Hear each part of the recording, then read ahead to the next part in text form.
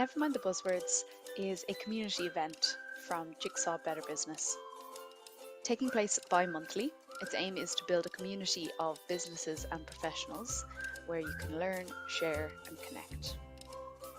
It's about going beyond the jargon each session with knowledge, tangible tools, tips, strategies, and hopefully an extended network.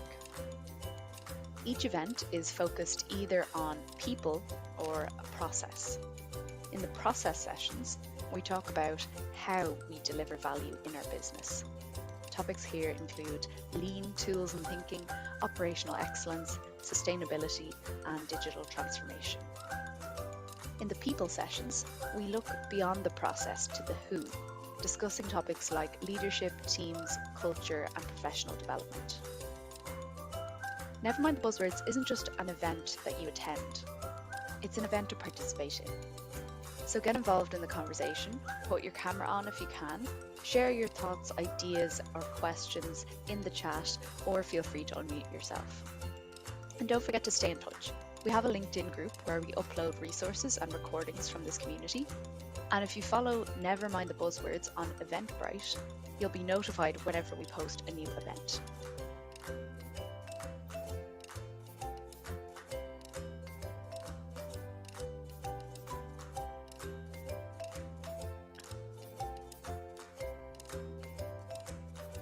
Good morning, everyone. I hope you are all keeping well and safe. This I'm going to say weird Tuesday morning.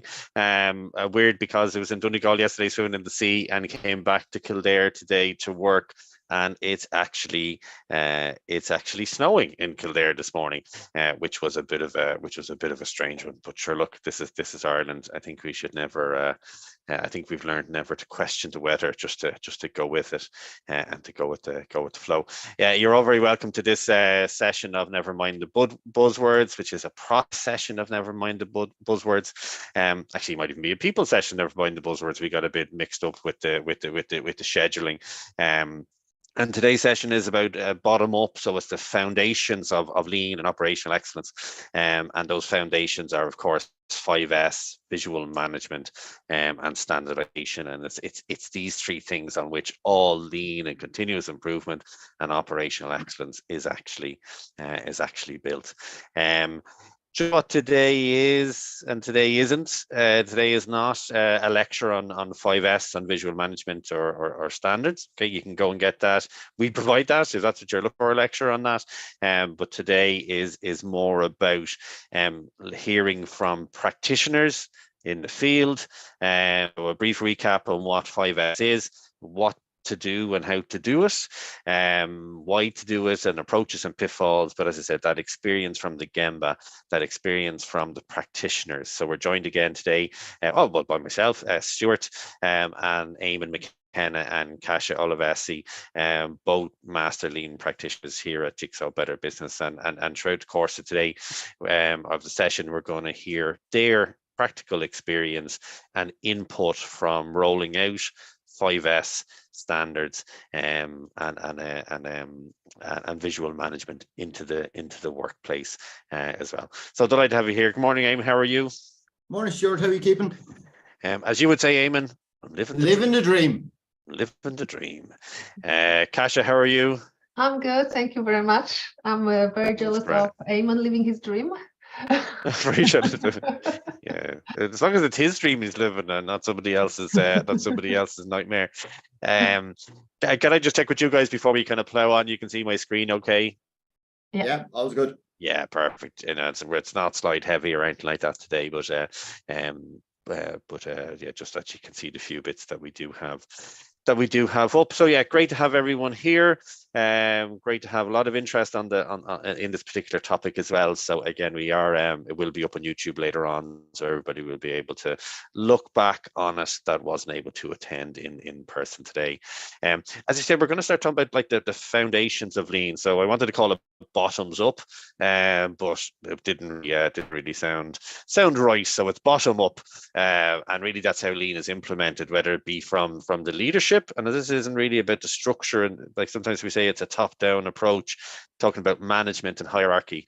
What we mean by bottom up here is that you've got to get the basics right in terms of Lean. Okay, so you've got to get the basic and the foundations right. Even before we start solving problems, we've got to get these 3 things right. And those foundations are 5S or 6S, workplace organization, making sure we've standards in place across the line, and visual management. And it's only when we have these 3 things happening, now whether the processes are good or bad or efficient or inefficient, it's only once we have stable, repetitive processes that we can then actually start to see what the consistent and regular problems are. The worst type of problem we can have in an organization, I suppose, is in anything in life, is an intermittent problem. Okay, when we have an intermittent problem, we don't know what's causing it. We can't really investigate it properly because we can't always replicate conditions.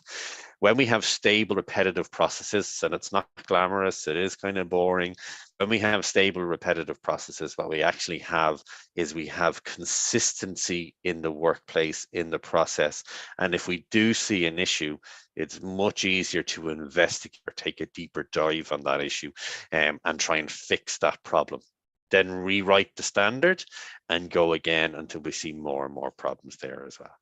So really important, not glamorous, not sexy, these things, but really important to get right. And the simpler and more transparent they are, and the better it is for kind of in bringing efficiency and speed and everything to our processes from there as well. To add on that, guys? No, I think you've summed it up quite well. Just looking at the floor of the House of Lean, it's quite interesting that the 3 individual blocks can actually be standalone tools that we would often use, but the 3 individual blocks, when come together, are really 5S completely in operation, and it gives us that complete stability. Absolutely, yeah. Yeah. I think, guys, I always say to my customers, I always say it's like, if you don't clean up your house, you would know what's not working really. So you kind of, the 5S, the basing of it, having the standard put in place, whatever the standards are at that moment, it's so important, because you can't move on from there with any kind of, people want straight away fancy tools and techniques, and I'm like, it's a simple thing that it allows you to start going with different tools and techniques. If you don't have a clean it up, if you don't know what you are and where it is and how the process actually working, there's no point to go after anything else really. Yeah, and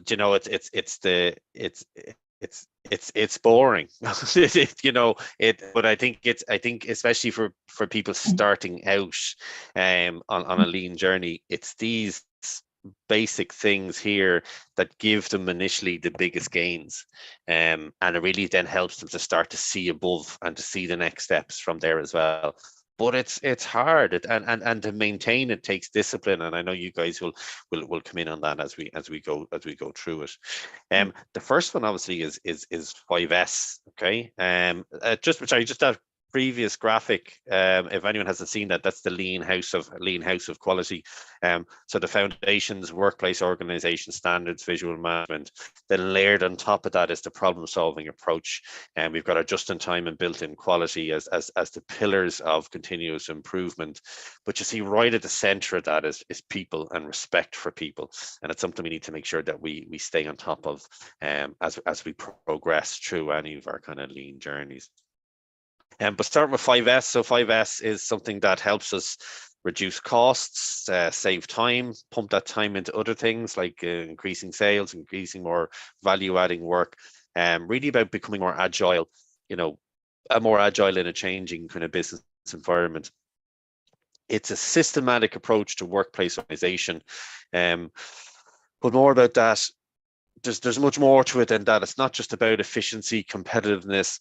It's a really simple kind of system, simple to understand, not always easy to implement, that when done right, really gives us an organized and productive and efficient kind of workplace. Okay, it's not just about cleaning up and eliminating tools and toolboxes and all that. But that is a big part of it, you know. And I think we'll also talk today, hopefully, about kind of 5S in a virtual environment. So in our desktop, in our Teams, in our SharePoints, in that as well. Because while it's easier or more obvious in a physical work environment, it's just as important in our approach to how we manage data and our software systems and how many clicks we have to do to get to something as well. So 5 simple steps, which we'll go through one by one a little while, but sort, keep only what's necessary in the workplace, set an order, a place for everything and everything in its place. So put those items back in the order in which they're required. Shine, keeping the workplace clean, neat and tidy. Standards, create rules and follow them to make sure that we're able to adhere to the first few S's, and then sustain that regular practice and discipline of maintaining those first 3 S's especially. The first 2 S's, sort and set an order, they're really going to start giving us speed. Okay, they're going to help us go faster doing what we do. Really required for, absolutely mandatory for efficient workstations and the foundation of this process. But really what sort and set an order do is they'll start to give us speed. They'll help us improve the velocity at which we actually do our work. The next 2 then, shine and standardize. Foundation for any kind of lean and Kaizen activity is in they start to give us the consistency and the reliability in what we do as well. And they really start to focus in on quality, okay? So starting to achieve quality easier, okay?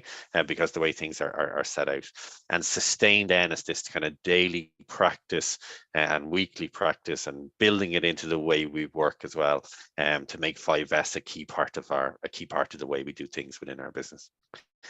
If we do 5S right, okay, and we follow it diligently as well, it will help us to reduce costs within our business, which I'm sure everybody's a fan of. It will help us improve quality, improve safety. So you see here I have why do 5S or 6S. Okay, 6S is often 6S is also added in for safety, and because if you follow the first 5, safety tends to improve as well. And you can actually build that in as part of your audit scheme. Some companies will have gone to 7S to include sustainability as part of this S theme as well. But at its core, it's the 5S and then common enough to see the 6S as well. Will increase that productivity. But generally, when you have a workplace that's organized, that's streamlined, where it's easier to do things, you tend to have happier employees, okay? And those happier employees are there because life is just a bit easier, okay? It's easier to do what we're meant to do. It's easier to find things. It's easier to put things back. And that then just leads to less frustration, less stress in the workplace, which really is important. I'm just going to pop up this grid again, this poster here of 5S, and we might just walk through some of the phases, guys. So the sort phase really is the very first step in 5S. It's the first step towards getting that clean and safe work environment. And really what we're doing here in the sort phase is making sure that we only have the tools and material that is required located at the place of work. So get rid of what's not needed from the place of work and only keep what's needed every day or use several times a day in the actual place of work. This is the biggest phase, guys, isn't it? Yeah, it is the biggest phase, and this is the phase when people kind of, as you said, Stu, at the very beginning, it's the hardest one, okay? Because for some reason, humans being likes to keep things. And we feel that everything we will need at some stage, and as soon as we get rid of, it's going to be needed. And it's just for some reason not in our human nature to start thinking, is it really something that I need in my current process and I'm using it? And if there's any of my customer, they will be laughing because they know me saying it's like, we do not keep a Christmas tree and Christmas decoration in a living room just because we use them once a year. Okay, so this is the kind of thinking. Put the Christmas tree, if it's obviously artificial, into the attic, preferably in the same location, and preferably use the visual management, put the signage on it so that whoever is going to go up there next year know exactly where to go. do not keep in the living room, but we like to keep everything clear near us. And there's a big job to go through to say, is it really something that I need? And I feel that people really struggle with it. Yeah. Yeah, and there's that kind of like, if you need it every day, it should be on your desk. If you need it, of several times a day, almost to hand, or should be on your desktop, but if you need it the less you need it, the further away it should be from the immediate space of work. Now, that all depends on how big your place of work is or where you have storage. I know for me, well, one of the things I've seen and we say in a lot of cases is, but you have to keep your accounts for the revenue for 7 years. And I mean, our answer to that is, well, you don't need to keep it on your desk or under your desk for 7 years. It can go into long-term storage somewhere like that as well. Eamon, you were going to come in there. Yeah, no, absolutely agree with it. Everything that Kasia said, and I love the example of the Christmas tree. It's definitely going to be used in the future. Poor customer of ours. But Poor customers of ours. Yeah. One of the big failing points that I've seen, and I've seen it happen a few times, is that when people get very enthusiastic, we've got a new tool, we're going to go in and we're going to sort this place out, etc. But what they don't tend to do, or kind of maybe a little bit reluctant to do it, is to make sure that the area owner is there and is absolutely totally involved in the sort phase of the exercise. To be honest with you, involved in all phases of the exercise, but particularly in the sort phase. And what I mean by the area owner, I don't mean the manager or the supervisor. I mean the user of that desk, the operator at that workstation, because they're the guys or the girls that know exactly what they need, how often they use it, etc. The supervisor or the manager will have a view and they just want to clean the place up. But it's the doers of the task, shall we say, are the guys, the people who really, really, truly understand what they need, how often do they use it, and where it goes. If they're not involved, then we really do run the risk of throwing out the wrong stuff. Yeah, absolutely. It's got to be the operator that does this, really, guys, isn't it? It's the operator that does it, because if it's top down, or if it's management, or if it's a coach or a consultant coming in and doing it, it's not going to stick. So like any kind of change, and lean is it's very evident in lean, is that it needs to be from the people focus, or the operator focus, or whatever level that person is at. If it's their area, they need to be involved and coached and supported to implement that. Because what does management know about what's going on? And it goes back to what we talked about before in the last part of last year, the importance of going to the Gemba. You talk to the people closest to the work, and they'll tell you what's involved. So yeah, it's got to be led by the operator, the person who owns the area, and then really supported by the coach or management from there as well. I mean, we do a sorting workshop. I think you'd probably take a similar approach, where you kind of, and it's not like Harry Potter where you kind of all put on the hat and we know what we're in, but a sorting workshop where we kind of get all the tools and the materials and the devices, whatever's there in a dedicated location, maybe even take them away if we space to do it from the workplace, and then only bring back what's required for each process. Okay. And by doing that, then it allows us to make a decision about what's left or what goes back, and have that kind of debate. I know within this kind of sorting workshop, we use the red tags, but pick a station, make sure it's led by the operator, question every item, whether it's needed, will somebody miss it, how often is it used. If it's not used or no one really knows about it, we use red tags, and in the red tag process, you kind of tag items which aren't required, items that don't really have a home, and you put them in a holding area, the red tag area, with a timeline on that, usually about 30 days, and items that aren't claimed or used or returned to an area within 30 days, you then make a decision whether to sell or scrap or repurpose or recycle or whatever it is with those items as well. You just need like my experience, Stuart, is if you don't have an experienced practitioner involved in the particular exercise that's going on the sort phase, when you put red tags on and bring it to a red tag holding area, if you get that review frequency wrong, it can be detrimental insofar as everybody could go, okay, we'll put a 30-day review period on it. But if you only use that item maybe once every 6 or 8 weeks, well, then it's going to fall outside that review period. So I tend to take a slightly different approach, albeit we end up with the same answer. And I tend to be much more questioning about, each individual item. And the question is like, how often do you use it?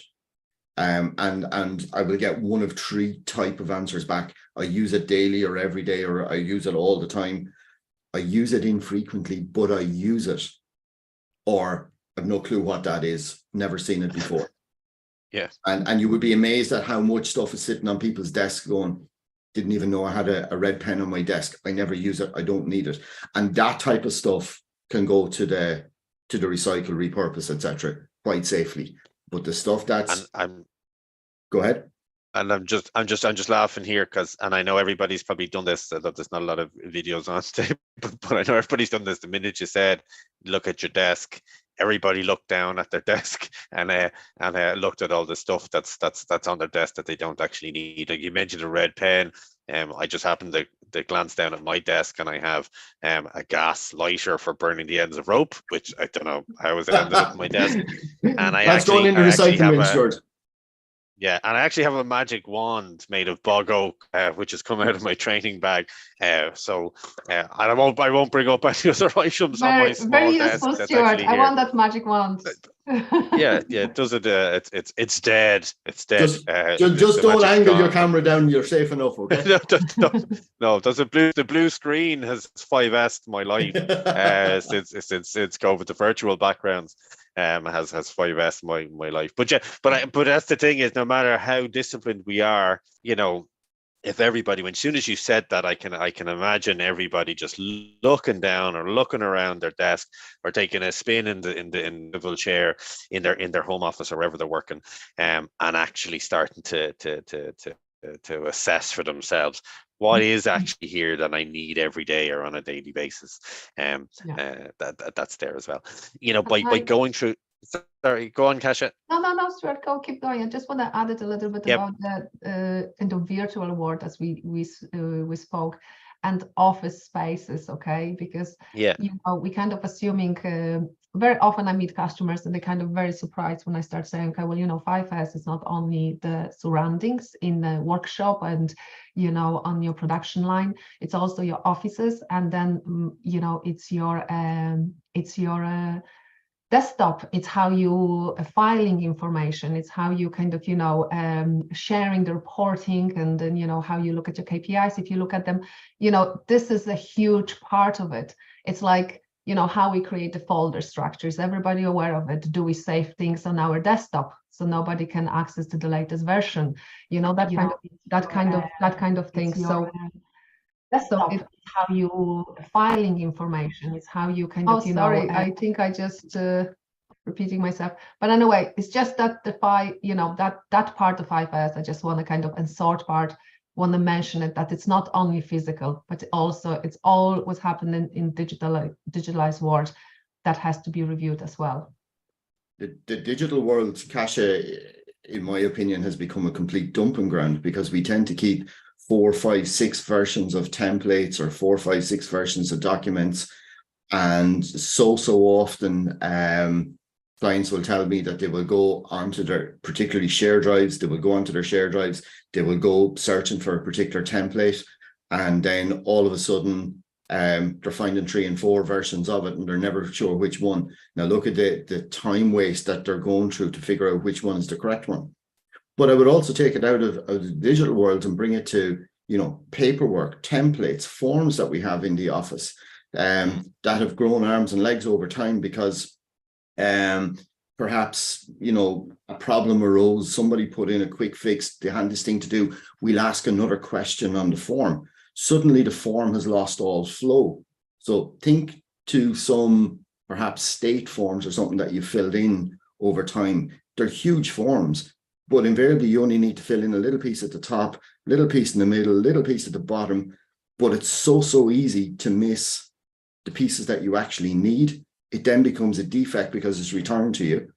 And if somebody sat down and just cleaned up those forms, got rid of all those silly questions off the forms that are just there as band-aids, life would become so much easier for everybody. Yeah, I mean that's a great point, Eamon, about 5S and user experience, you know, and what's necessary, what's not necessary to get the same results, you know. Yeah, that's a great example, and something that we could probably all build into, you know, unnecessary steps, non-value add activities. What isn't required to get us to where we want, to what we want to achieve, and where we want to go as well. Ultimately, getting this sort phase right, you know, means that the area in which we work, okay, so I'm going to call it the workstation, but that workstation could be, you know, a bench, or it could be our desktop, or wherever, our website or form, whatever is on. It's that before doing the sort phase, our workstation is filled with stuff, tools, equipment, material, files, folders, whatever it is, that's not required to complete the task. And because of that, the process is not repeatable, okay? So afterwards, we only have what's required to complete the task, and that process then becomes repeatable, okay? And that's really where we start to get our first gain in speed through 5S. What about the set in order? So set in order, kind of arranging items in the order in which they're required. So I mean, this is the whole adage: a place for everything and everything in its place. It's put items back in the order in which they're required to complete the task. To do that, it's can involve defining fixed locations for items, maybe some brackets, maybe some folder structures, some naming sequences. Really what we should get after the set in order phase, so we've done the sort, get rid of what's not needed. After the set in order phase, we should really start to eliminate the high level of waste we get from searching. Okay, so that waste of motion in Lean, where we're searching or clicking or moving through folders, moving through forms, trying to find things. The set in order phase, by putting items in the order in which they're required, kind of gives us that it eliminates all of that. And I guess when we talk about eliminating motion, most people will think about motion waste predominantly being people walking around the place. But we're looking at in the sort phase, we're looking at that much more subtle motion, whereby it's the reaching, it's the searching for things. So you may actually not be physically moving around the bench or around the desk, but it's the leaning in, trying to find the stapler, trying to find the sellotape, trying to find the end of the string that's gone lost, missing under a pile of stuff. All that type of subtle motion is eliminated, which is huge when you're repeating the task multiple times a day. And like for my, what I can add to the set in order part is, okay, that very often I can see customers trying to, they take everything out, they have everything what they need, and they're trying to fit that into the space that they have, and they don't have enough space, okay? So it's becoming a little bit of like, it's a mess again, Okay, we have everything what we need, but then, people need to start thinking about the amount, how much of it do we actually need it, okay? How much of it do we need it, in this particular settings? Is it something that we need to start thinking that because of the space that we have, do we need to start thinking about how I prepare the space for the work that I'm going to be doing now, okay? Even though maybe in 3 hours, 4 hours, I'm going to have a changeover to something else, so that kind of thinking, because I think people kind of start thinking, okay, well, I have all the stuff which I need, and that all that stuff has to go into the space, which is not designed, or it's not suitable, or it's not big enough for it. So we have to kind of dig deeper into the question. Okay, well, we do need that, but exactly which process is it? Is it, is it the right amount that we have it if we didn't review that one before? Is it something that we need to be more clever about? So, creating a station that is required, that kind of thinking. So that's something that's set in order phase. It's actually show us that we need to do a bit more thinking on it. That what is it that needs to be there? So, Kasia, can I just ask there, are you kind of talking about maybe inventory levels of items that are coming in? So maybe you use, I don't know, 10 pieces of X, in the phase. So we could use visual management around that. So you've got containers with that are only carrying what you need, and then a reordering system going on just to reduce the quantity at the workstation or at the desk. Yes, and sometimes we're also talking about, for example, frequency of people like to order a lot because sometimes it gives them some benefits, but then they becoming that they don't have a space to work in for a very long time, and you kind of have to think about it. Okay, what is the balance? Sometimes we need to look for more frequent less, or less frequent more, depending what space are we actually dealing with. And sometimes we do have to think about that as well, because if we can work in a space, that's maybe not a benefit, if that makes sense. And we don't have another storage, or we don't want to invest in other storage that we can, save that, put those excess in, So there is a balance of it. So there's the questions when you're setting in order, you have to kind of think about that as well. Because as I said, my customer, they like, that's what we need, and they just pile it on. And sometimes, I do sort with them, okay, and I let them to set in order what's left, and I'm coming back and I'm like, oh God, like that's not like, we're nearly back to square one. Yeah, we do have to redo it, because you can't see what you have, you can't access the things that you need in your, let's say, in your process. Yeah, and it does go back to that kind of rollout. I think I've a graphic here. I'll pop it up. I'm jumping around, but that's okay. I'll pop the graphic up now, just about that kind of deployment. And it's something that I remember you did quite that large 5S project in a client before, in a big company, and Kasia. And I remember just letting everything kind of settle. Let me just share my screen here again, guys, just to about letting everything settle first, about letting each phase kind of find its feet. Don't do the 5S's in one day. We start with the sort, okay, and create awareness, get everybody on board. But really, this part, step 3 here, making sure each one of the 5S's has time to breathe. Okay, so you got rid of everything. But did you get rid of everything? Are you happy with what you got rid of? So make sure that you check that, because we might have got rid of too much, or we might not get rid of enough. And if we then start to design, because the set in order piece is about starting to redesign workplace, creating spaces for everything, labeling, boxing, all that kind of thing. And if we're doing that for too much stuff, well, then we're not really progressing. So it's about being really disciplined at that sort phase, but then giving it time to kind of to soak or to breathe before moving on from it as well. Yeah, which really is key. Sorry, Eamon.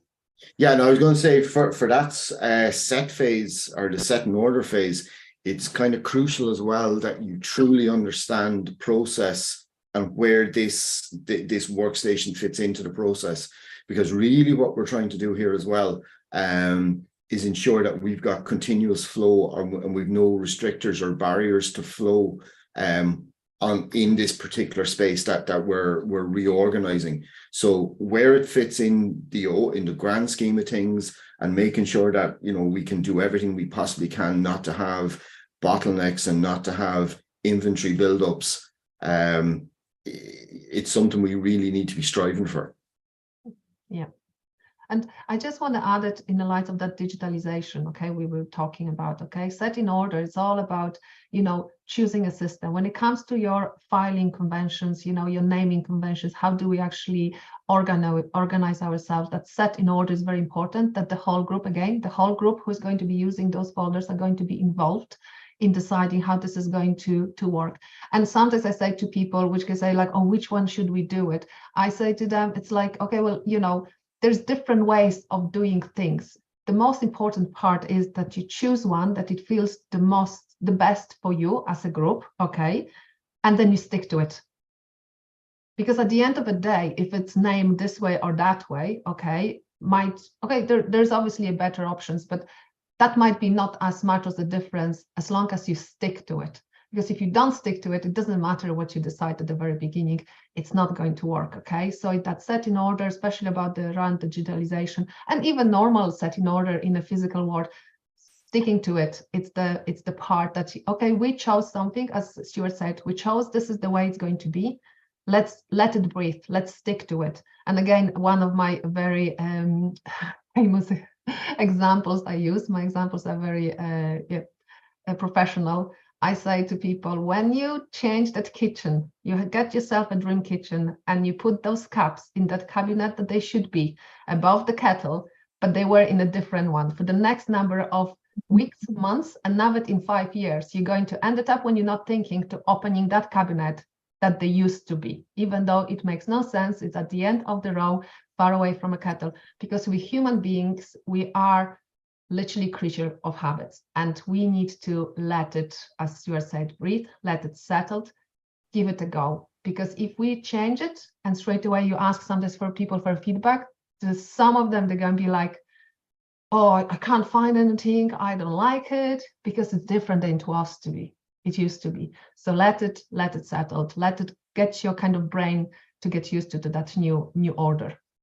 Yeah, and I mean that part about the, you know, pick a way, but everybody picked the same way, and if it doesn't work, it comes back to our lean house here. You know, as long as everybody's doing the same thing, whether it's good or bad, but if we're all doing the same thing in the same way and getting the same results, that's a process or a problem that can be fixed. Yeah. If you've 6 different people or 7 different people doing 7 different things, the first thing you need to do is standardize that before actually trying to improve it, because you can fix 7 different ways. We've got to unify and standardize it, and I think this comes back into that time to breathe. The shine phase, and I might move on to the standards as well, but shine phase really is about, you know, a daily routine of, you know, wiping down, cleaning the work area, putting everything back to resetting, I suppose, where we were at the start of the day, you know. And what really happens in the shine phase, by putting things back, we can start to either prepare ourselves for the day ahead or prepare ourselves for the next day. But we can actually start to see problems and challenges in the machinery we're working with or the equipment that we have as well. So that shine phase is really important, just to kind of to reset at the end of each day or start of each day, if you decide to do it at the start of the day as well. Just going to jump over to in that shine phase, totally agree about the reset and all that type of stuff that's going on. But I often see it as being a little bit more holistic, insofar as making sure that we've got the atmosphere, the ambience right in the area for the task that's being done. So things like getting the mood right to some degree, like, and I know I know it kind of sounds a little bit wishy-washy, but like, think about walking into a general manager's office, like it has an atmosphere in there. Now think about walking down onto the workshop floor. It's a very different environment, very different setup, very different atmosphere. Neither of them are I'm not suggesting neither of them are wrong, but like if I'm working with a client and we're trying to maybe do a 5S exercise on a particular office, one of the questions at the back of my mind all the time is the results that we're getting out of here.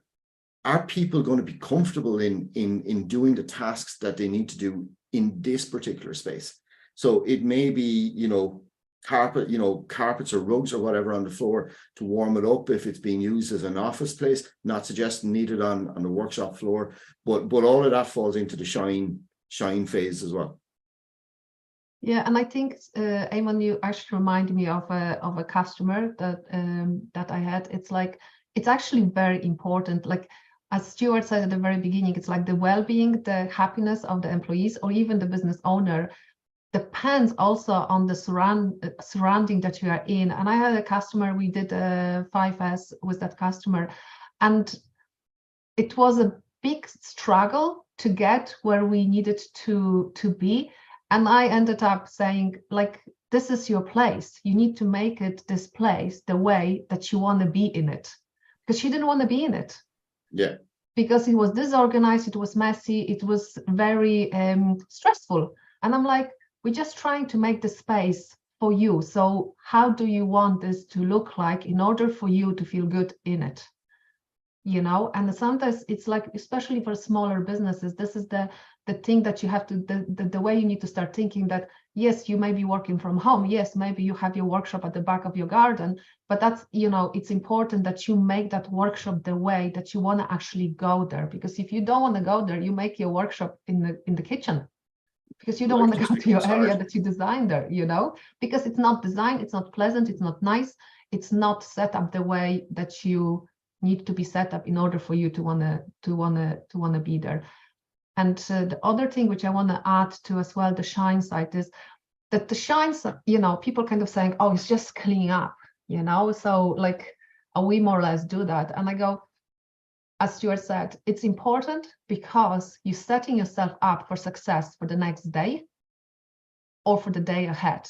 Yeah, so you leave the place that you can hit the road running straight away. Either it is in the office environment, in digital world, in a physical world, or is it in the workshop or wherever it is. You're setting yourself up that when you're coming in the morning, you don't look for materials, you don't look for the tools and equipment. You have it set up, you can hit the road running straight away. You can see straight away also if any deterioration happened to your equipment and tools, because if there is a splash of oil under something, you know straight away that there's something going on with this equipment and it needs to be maintained. Okay, we don't wait till it's broken, we know it. We know that there's something going on, and it's so very important to keep the area clean and tidy just for that matter, so we can start the work straight away and we can see the duration, our equipment and our tools that we're using. And also in a digital world, it's like, I need to access this file. Where is it? Oh, it's on Kasia desktop. Oh, she's out of office today because her kids are sick, you know? So you have to kind of always be ready to access what you need to access. And by saving the stuff in the places and putting the things in the places that need to be, we don't need to involve other people because we know where they are. And that's kind of the shine, the reason why we need to shine it. Yeah, and I mean that example of the operator and the preventative maintenance, you know, really applies into into our physical environment, which is where all of this kind of started, I suppose, from Lean and 5S. You know, that the user getting close to the equipment and starting to see hairline cracks or requiring more oil. But if that was on a website audit, or if we applied 5S to a website or a form, that shine phase will help us opportunities to improve as well. It then brings us on to the next phase, which is standards and standardization, which really helps to drive the organization and the processes to work day by day in a common and defined way. If we're not following standards, we risk one of these kids is doing our own team scenario, you know, where some people are doing it one way, some people are doing it another way. So having your process documented, which we talked about before, and having that documented as a standard. So therefore, if it does throw up a quality issue or a performance issue, that to track back to a step in the process that perhaps didn't perform, or if we're able to, or if we lose capacity or availability or ability to do something, we're able to see back, well, what didn't work here, because we have a standardized approach. And we tend to have routines in all areas of our life, you know, so whether it be putting up the Christmas tree or putting away the Christmas tree, as Cash was talking about earlier on, or when we get up in the morning, or getting the family out for school in the day, or how we get to work in the morning, we tend to have that routine and that standard anyway. And that's really what we're looking to achieve in the workplace by documenting our SO within our process. Why do we want to go about standardizing? Well, one, visualization, which we'll talk a little bit more about later, or well, in a short while. Visualization is kind of standardizing our process what makes it measurable, so we see it and we can actually view and point out any kind of deviation from that standard or standardized approach. It helps with discipline, so helps operators to work according to an instruction. But this is an instruction that should be designed by the operator to achieve the desired results, but it'll become far more easier to follow them in a defined cycle and spot where things went wrong. This didn't happen. If we go through our 5 whys, why didn't it happen? We say actually we missed this step in the process, or actually there's another step needs to be in here to achieve that because we didn't capture it in the existing standard work. Really, it's the supporting Kaizen. So Kaizen in terms of problem solving and continuous improvement, it really is the counterpart to Kaizen. You make the improvement, you make the change, you make the process better. Now you need to freeze that process. Okay, you need to create a standard. So you lift things up, you make it better, and then you build the rule or the SOP or the standard in behind it as well. Because otherwise then we can start to slip. Okay, so standards really important to that extent. It helps us then to improve quality. So one of the first steps to improving our quality here is standardization. It helps with motivation. Okay, so it means it's easier to follow the work. There's less cognitive thought has to go into it, and I can invest that cognitive ability that I have, or that cognitive capacity, into higher value work as well. And really, it's continuous improvement. Okay, so it's helping us get things done right on the shop floor, on the production floor, and then helping us to make things better as we go from there as well. Any thoughts on those, guys? Visual, our standardization for me is key in any of these activities. For me, when I think about standardization, what I'm really thinking about is declaring what success looks like and making it visual for all to see. Like I think back to clients that I've worked with, where it might be in a storeroom, whatever. But the easiest way that I've always found to declare success, or declare what success should look like, is literally take a photograph of it and print it and display it on the wall at the light switch or whatever, so that people can see what's expected of them behind. So we're not basically relying on memory, we're declaring what success looks like. However, I would always stress to them that that's what success looks like today. Maybe things need to change, which brings in that Kaizen mindset. So somebody will come along and kind of go, listen, Eamon, I've got an idea. And when you hear that, you've got that continuous improvement Kaizen mindset inbuilt within the team, which is brilliant. But the real word of warning that I would offer there is that we can't tolerate somebody going off on a solo run. If they've got a Kaizen idea, bring it to the table. Let everybody that interacts with the standard go, yes, it's a good idea, or no, it's not. If it's a good idea, we move to the next standard. We publish it. If somebody on the team kind of goes, no, that's not a good idea because, well, then we have to let that idea go. We can't afford a scenario where somebody goes on a solo run anyway, because now what we've got, we don't have standardized work now at this stage. And now suddenly we're back to square one, where we've 7 different people doing 7 different things, all trying to get to the same point. So we've got to be careful how we manage it, but we need to also kind of instill in people that just because we've got a standard today doesn't mean to say we're not going to improve it and change it tomorrow with the agreement of the team. It's kind of back to that, the house of Lean, where we've got respect for people. I would often write that as develop people, but we mean the same thing by it. Make sure that the team are fully involved in those Kaizen vetting ideas, I guess, more than anything else. Yeah, great point, Eamon. Yeah, I mean, yeah, I absolutely 100% agree with Eamon. I just want to say, for me, the standardization, same as for Eamon, very important part ensures that whatever work we've done before, it's going to be standardized and ensure that it will be kept that way and we're able to improve it on it. I really like visualization. Okay, I always say to people, visualize everything that you want to be kept the way you want to be kept. Because sometimes when is, as Eamon said, if we rely on our memory, or if you're very busy or overwhelmed by whatever the happening, with that current day, with yourself, whatever, it's that when you have something in the hand or you have to save something somewhere, if it's not visualized, you sometimes just go, I just put it here and I don't know where to do. I don't know how to deal with it. I don't know where to put it. Visual management allows people not to think about it and just put things where they belong because they can see it. Okay. So very often people think that maybe somebody is, or they never put things away the way they should be. Make it easier for people. People don't do it really necessary because they spiteful or whatever it is. It's just sometimes in a minute to make a decision, and you have to make lots of decisions during the day. Your brain is full and you just go with it. You just instinctively put it away, whatever. Visualization helps you to not to use your brain, but actually follow the standard. And we're just trying to help people. Yeah. Yeah, absolutely. It's absolutely. It's make it easy to do the right thing.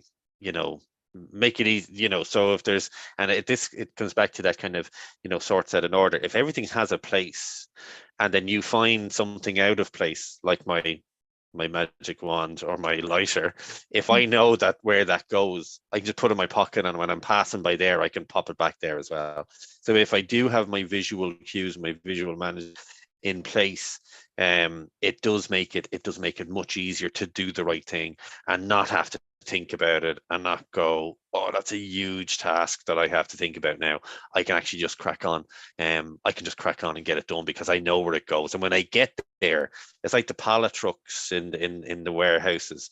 The pallet truck is just left lying around. Every time somebody needs it, you have to go looking for it because it doesn't have a home. Or maybe it does have a home, but when you try to do the right thing by the back, somebody else had dumped a pallet in there. So then you have to move the pallet to do it, and you were the last person to touch it. Then it's your fault, and then all these things just make it. I'll just leave it where it is. It's not my responsibility. And we want to move past that. So make it easy to do the right thing, as well. And I mean that's where the visualization kind of comes in. Visual management. Visual management is quality management. So whenever you view something in your place of work, whether that be your farm, factory, workshop, desktop, is try to make it measurable. And by making it measurable, really is where we by making it measurable, we can try and make it visual then as well. So really important to kind of get this done right. If we think of the example of a car and a dashboard, all of the key information is presented to us, and we can see where things are going wrong. Like when I got told on my way to Donegal last week that I had a flat tire, so Donegal town, and I was like, thanks for that news. Probably would have preferred not to know and drive on mindlessly on the flat tire. But the systems in the car tells us there's something wrong. What it didn't tell me or coach me or mentally support me through was having to empty out a boot full of family holiday packing to find the space safe tire to put it on. So it didn't help me through any of that, but it did tell me I had a puncture. So it was that. Was it raining? Cue to tell me.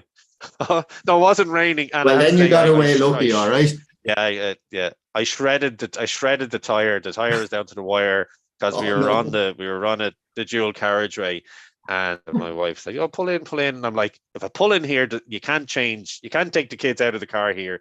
You can't do anything here. So yeah, we can pull in and save the tire, or I could drive on 3 wheels into the nearest garage, which is 5 kilometers away, shred the tire. But I didn't. That's what I did. We made it. Nobody did. The boot got emptied. Didn't lose, and there was no arguments.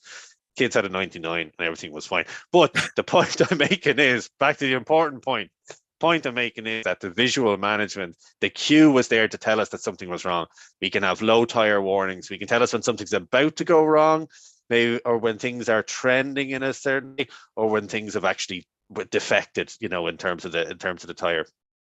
So teams like the Obayaki and Lean, which is based basically around kind of, having kind of straight lines and ground markings, having straight lines so we can notice issues and malfunctions, avoid hidden spots and kind of dark corners as well. Things like ground markings, so make deviations obvious, so if you have painted floors, we can start to see if things are encroaching in other areas as well. Just from a management perspective, KPIs, okay? KPIs tell us that this week, this month, this year, the process kind of has performed as well as we expected, okay? It's gone up, it's gone down, and we can kind of see comparably trend lines and so on as well. So any of our process that can be measured can actually have KPIs built into it, and then those KPIs can be made visual as well. And have process parameters, especially for those of us in production, or even those of us in IT, we have tolerances, and we can start to see, if we're using things like control charts or so on, is there trends in terms of our control charts that we're using? Are we above the mean, below the mean? Even if we're still within specification, is that telling us that something is not right in the way the process is done as well? So visualization really starts to show us. Cash, you had mentioned an example earlier of a reordering visualization from a Kanban perspective. I don't know if you want to recap on that. Yeah, no, it is, you know what it is? It's like, it can be as simple as it can be. It can be basically a line. If you have, if you have a stock levels, it can be a line on the rack. It can be saying 2 boxes. If you empty 1 box, there's no box. It's so easy. It's all, as you said, it's all about make it easy for yourself and others to know when you're running out of something, or where you're coming to that, not running out, but when coming to the lowest levels of acceptable, acceptable stock levels. So I think, yeah, no, I don't know if Stuart, I answered it right, but I think, it can be as simple as it could be. It could be very visual. It doesn't have to be too complicated, but it's so important. It makes life so much easier. Yeah, Actually, absolutely. And go on, Eamon, sorry. Sorry, yeah, I was going to say, completely agree. The term you used there, I think, was it's as simple as can be, and it is. But I think for perhaps many people on the call, they're kind of maybe that's a little bit hard to understand because they don't do it every day. And I suppose the piece of advice I would give is stand back from it, take time out to look, and then ask yourself the question, how simple can we make this? And as you say, and it is, I completely agree with you, it is as simple as sometimes a line on the pallet saying, once you see this line, reorder. But just, I suppose it's the discipline of being able to stand back, because most people, they don't have that discipline, they don't have that foresight to stand back and watch. And I guess that's where the lean practitioner really comes into the room, where they're prepared to step outside, particularly when things start going wrong or slowing down, etc. That we will step outside, as opposed to jumping in and trying to make it go quick again. We step back out to see what is going on, see it holistically, and then put in those little, as you say, line on the pallet or whatever to make sure it doesn't happen. Completely agree. But it's just empowering people to do that is the challenge, I think. Yeah, and just as you said, just getting getting it so that even if somebody who doesn't know the area of work looks, they can start to see that something's not right. It's that obvious, and they might not know what's wrong, but they might ask a question. And we can manage this in our data, in our workshops, in our desks, whatever there might be. If we have a line drawn for where the pallet truck goes and the pallet truck's not there, it's missing. We see it with shadow boards. We can see if an item's missing, but also if we return the item, we can see where it goes as well. Because in conscious, we've just left. Just very briefly wanted to talk about the standards and how this helps with visualization, and we'll get out of here for just after 12.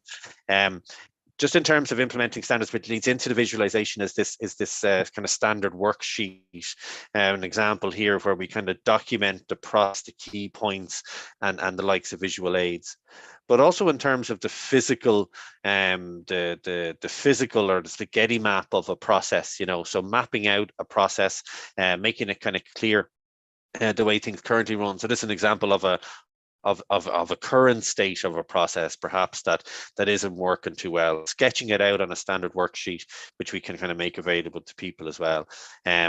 And then start to identify, well, what would great look like in terms of this process? And here we see an example of like a manufacturing cell. This is actually a sandwich making station here. But again, how it should look like within the process as well. And using this to kind of train people on in terms of the standard work. Okay, guys, it's just 12 o'clock, so I want to just wrap up kind of briefly. Just a reminder of next week's session, the next session, which is on measuring and improving lean deployment with maturity assessments with Rebecca Mahan. Andre, if you can pop a link into the chat there, would be great. We will send obviously a link out to that to everybody who attended today or registered for today as well. As usual, if you can keep in touch with us here. So we have a LinkedIn group. We have a LinkedIn group. You can follow us on Eventbrite. You'll join the mailing list. So for all of those events, you'll be kept informed of what is going on. And primarily, I think this kind of touched on what I was talking about today with standardization with 5S. We don't want to be in the Sesame Street scenario where one of these kids is doing their own thing, because when one of these kids is doing their own thing, it's very hard to fix that process. So we want to get everybody the right way up, whether it's perfect or not. We want to get everybody the right way up, and by doing that, we can really start to improve the process and improve how we do things within the business. Because it's that foundation, okay? It's that foundation of 5S, workplace organization, standards of visual management that really start to give us the key. Guys, just thanks a million, Kasia and Eamon. Thank you for your time today. It was great to have your insights, and I'm sure everybody appreciated having them there. Anyone who wants more actual support in terms of 5S or has more direct questions in terms of implementation or anything like that, do feel free to get in touch. And if you don't, that's no problem. And we'll hopefully see you on the next session. So thanks a million, and we'll see you later.